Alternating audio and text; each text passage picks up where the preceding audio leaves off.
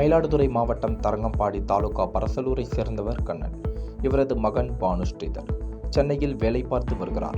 இந்நிலையில் வீட்டிற்கு வந்த பானுஸ்ரீதர் நேற்று பிள்ளைப்பெருமாள் நல்லூர் கடற்கரையில் தனது இருசக்கர வாகனத்தில் சென்று கொண்டிருந்த போது திடீர் மாயமானார். இதுகுறித்து பானுஸ்ரீதரின் தாயார் கஸ்தூரி பொறையார் காவல் நிலையத்தில் புகார் அளித்தார்.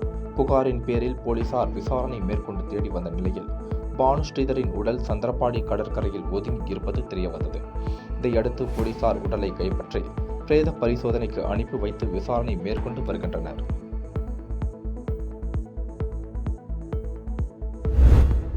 கரூர் மாவட்ட ஆட்சியர் அலுவலக கூட்டரங்கில் தமிழ்நாடு சட்டமன்ற பேரவையின் பொது கணக்கு குழு தலைவர் கு. செல்வ பெருந்தகை தலைமையில் ஆய்வுக் கூட்டம் நடைபெற்றது. இக்கூட்டத்தில் இந்திய கணக்காய்வு மற்றும் தணிக்கைத்துறை தலைவரின் தணிக்கை பக்திகள் தொடர்பாக மாசு கட்டுப்பாட்டு வாரியம், வணிக வரித்துறை, தொல்வியல் துறை உள்ளிட்ட துறைகளின் விளக்கங்கள் குறித்து ஆய்வு மேற்கொண்டார்கள். பின்னர் செய்தியாளர்களிடம் தெரிவிக்கையில், புகழூர் நகராட்சி பேரூராட்சியாக இருந்தபோது ஒப்பந்த மதிப்பீடுகள் 100% உயர்த்திக் கொள்ளலாம். ஆனால் 100%ற்கும் மேல் மதிப்பீடு உயர்த்தப்பட்டுள்ளதால் அது குறித்து விசாரணை மேற்கொள்ள உள்ளோம் என்று தெரிவித்தனர்.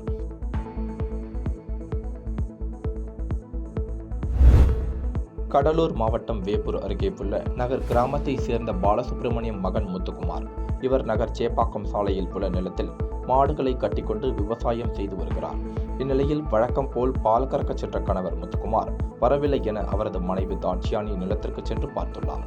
அவர் அங்கு இல்லாததால் சந்தேகமடைந்து அருகில் உள்ள விவசாய கிணற்றை எட்டி பார்த்த போது கிணற்றில் மாடு விழுந்து கிடந்தது தெரியவந்தது. பின்னர் தகவல் அறிந்து வந்த வேப்பூர் தீயணைப்புத் துறையினர் பசுமாட்டினை பத்திரமாக உயிருடன் மீட்டனர். மேலும் கிணற்றின் அடியில் தேடிய போது முத்துக்குமார் சடலம் கிடைத்தது. அதனைத் தொடர்ந்து முத்துக்குமார் சடலத்தை மீட்டு பிரேத பரிசோதனைக்காக மருத்துவமனைக்கு அனுப்பி வைக்கப்பட்டது. மேலும் இச்சம்பவம் தொடர்பாக போலீசார் விசாரணை மேற்கொண்டு வருகின்றனர். கடலூர் மாவட்டம் குறிஞ்சிம்பாடியில் உள்ள அரசு மருத்துவமனையில் கடலூர் சுகாதார பணிகள் கூட்டு இயக்குநர் ரவிக்குமார் அவர்கள் நேரடியாக ஆய்வு மேற்கொண்டார். தொடர்ந்து மருத்துவ வளாகத்தில் உள்ள பிரசவ அறையில் ஆய்வு மேற்கொண்ட அவர் பிரசவ வார்டில் உள்ள அறுவை சிகிச்சை பிரிவு, மகப்பேறு சிகிச்சை பிரிவு ஆகிய பகுதிகளை நேரடியாக சென்று பார்வையிட்டார். மேலும் மகப்பேறு மருந்து பிரிவு வளாகத்தில் உள்ள குடிநீர் தொட்டியை ஆய்வு செய்த அவர் கர்ப்பிணி தாய்மார்கள் மற்றும் மருத்துவமனைக்கு வரும் நோயாளிகளுக்கு முறையான வகையில் சிகிச்சை அளிக்கப்படுகிறதா என்று அதிகாரிகளிடம் கேட்டறிந்தார். ஆய்வின் போது குறிஞ்சிப்பாடி தலைமை மருத்துவ அதிகாரி தனலட்சுமி, தலைமை மருத்துவர்கள், தலைமை செவிலியர் நிர்மலா ஆகியோர் உடனிருந்தனர்.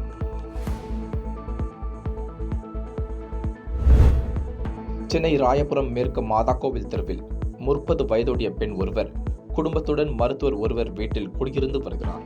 இந்நிலையில் நேற்று கணவன், பிள்ளை அனைவரும் வெளியே சென்றுவிட்ட நிலையில் அவர் வீட்டில் புதுவிதமாக ஸ்பை பேனா கேமரா ஆன் செய்யப்பட்டு படுக்கை அருகில் கிடந்தது பார்த்து அதிர்ச்சி அடைந்தார். பின்னர் இதுகுறித்து ராயபுரம் காவல் நிலையத்தில் புகார் அளித்தனர். பின்னர் போலீசார் வீட்டுக்கு சென்று ஸ்பை கேமராவை ஆய்வு செய்தனர். விசாரணையில் வீட்டின் உரிமையாளரின் மகன் இப்ராஹிம் என்பவர் சம்பவத்தில் ஈடுபட்டது தெரியவந்தது. இதையடுத்து போலீசார் அவரை கைது செய்து புழல் சிறையில் அடைத்தனர்.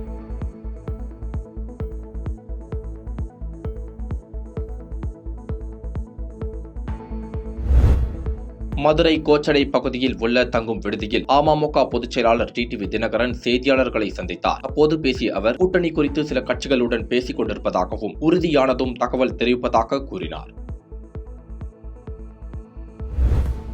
சென்னை கிண்டியில் இருந்து தாம்பரம் நோக்கி இளைஞர் ஒருவர் இருசக்கர வாகனத்தில் சென்றுள்ளார். அப்பொழுது பழைய விமான நிலையம் எதிரே சென்று கொண்டிருந்த போது திடீரென இருசக்கர வாகனத்தில் இருந்து புகை கிளம்பியது. இதனைத் தொடர்ந்து இருசக்கர வாகனத்தை ஓட்டிச் சென்ற அந்த இளைஞர் வாகனத்தை சாலையில் நிறுத்திவிட்டு அங்கிருந்து சென்றதாக கூறப்படுகிறது. பின்னர் இருசக்கர வாகனம் மலமளவென கொழுந்துவிட்டு எரிவதை பார்த்து மீனம்பாக்கம் போலீசார் மற்றும் பழைய விமான நிலையத்தில் பணிபுரிந்து வரும் ஊழியர்கள் தீயணைப்பை அணைத்தனர். இருப்பினும் இருசக்கர வாகனம் தீக்கு இரையானது. மேலும் இந்த தீ விபத்து குறித்து மீனம்பாக்கம் போலீசார் வழக்குப்பதிவு செய்து விசாரணை மேற்கொண்டு வருகின்றனர்.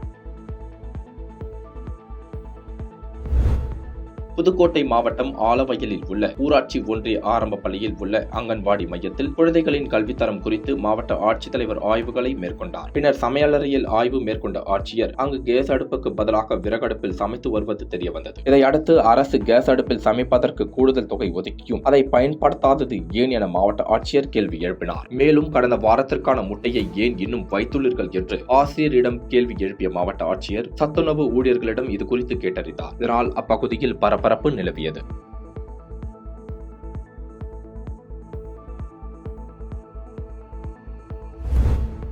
சேலம் மாவட்டம் ஓமலூர் அருகே உள்ள மோட்டூர் கிராமத்தை சேர்ந்தவர் மூதாட்டி சின்னத்தங்கம். இவருக்கு தியாகராஜன் என்ற மகனும் நாகமல்லி என்ற மகளும் உள்ளனர். இருவருக்கும் திருமணம் ஆகிய நிலையில் அண்ணன் தங்கையான இருவருக்கும் நிலப்பிரச்சனை சம்பந்தமாக சேலம் நீதிமன்றத்தில் வழக்கு நடந்து வருகிறது. இந்த வழக்கு சம்பந்தமாக சேலம் நீதிமன்றத்தில் விசாரணைக்காக மூதாட்டியை அழைத்ததாக கூறப்படுகிறது. இதனால் மனவிரக்தியில் காணப்பட்ட சின்னத்தங்கம் நேற்று அவரது விவசாய தோட்டத்தில் உள்ள கிணற்றில் குதித்து தற்கொலை செய்து கொண்டார். இதுகுறித்து தகவல் அடிப்படையில் சம்பவ இடத்திற்கு சென்ற காடையம்பட்டி தீயணைப்பு நிலைய வீரர்கள் சுமார் 1 மணி நேர தேடலுக்கு பிறகு சின்னத்தங்கம் உடலை சடலமாக மீட்டனர். பின்னர் பிரேத பரிசோதனைக்காக ஓமலூர் அரசு மருத்துவமனைக்கு அனுப்பி வைத்தனர். இது குறித்து வழக்கு பதிவு செய்து தீவிர விசாரணை நடத்தி வருகின்றனர்.